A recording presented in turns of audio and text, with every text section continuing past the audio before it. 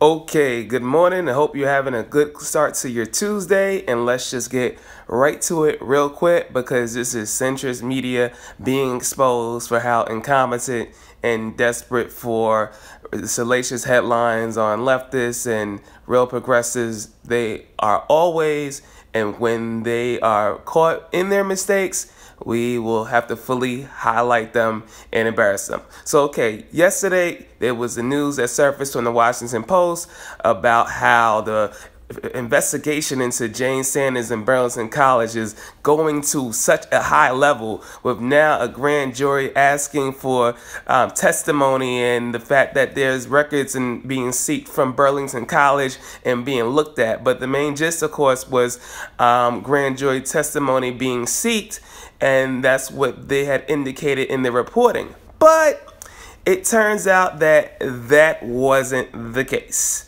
That was reported by Washington Post's Sean Bubber and Jack Gillum yesterday, and that was refuted by 7 Days reporter from the Vermont Independent Voice and Paul Heinz last night. Paul Heinz just shot that down completely by getting a state official in question in regards to the source that he was able to obtain, where he got the information from Vermont Education Health Buildings Finance Agent Executive Director Robert Garreau and the General Counsel James Foley. The prosecutors never asked Garreau to testify before a grand jury. They never did. So whatever the Washington Post reported was either wrong, or they just got a terrible source that misled them, or they didn't mind that source misleading them at all. Yup. That is what exactly happened. As the subpoena itself, which Foley provided to 7 days, makes clear that federal officials were asking documents from the state agency, not testimony. Quote, a personal appearance is not required, and the subpoena may be complied with a CD, DVD, or documents by certified mail. Acting U.S. Attorney Gina Cowles wrote in an April 17 cover letter, April 17th, not July 6th or July 7th, April 17th. Clearly enough time to get this information right, but yet Washington Post, or Fell Post as I would dub them, or WAPO, because they are full of poo, reporter Sean Barber and Jack Gillum, well, they didn't want to get the full details right, despite this coming out 2 months ago, or the information being readily available over 2 months ago. Didn't want to get it. Could have easily gotten this, yet they didn't get it.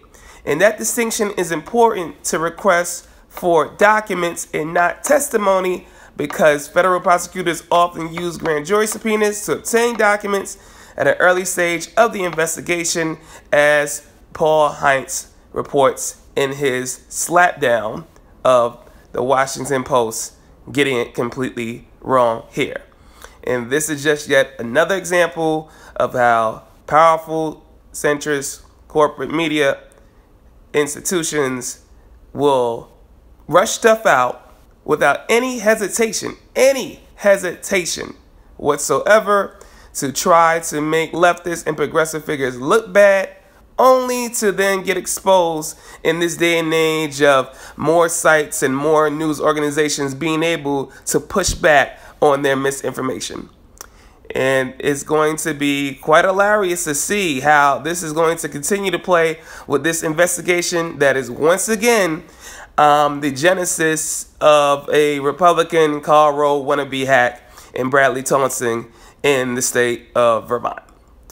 And people like Gilliam and Bulber at the Washington Post or the New York Times, or any of these powerful centrist corporate institutions will continue to look silly, because we will call them out and hold them fully accountable for how they want to mislead or try to have these shoddy reports without getting the full confirmation of things and try to pass it off as legitimate sources. But hey, that's Jeff Bezos or Jeff Bezos's newspaper media operation for you.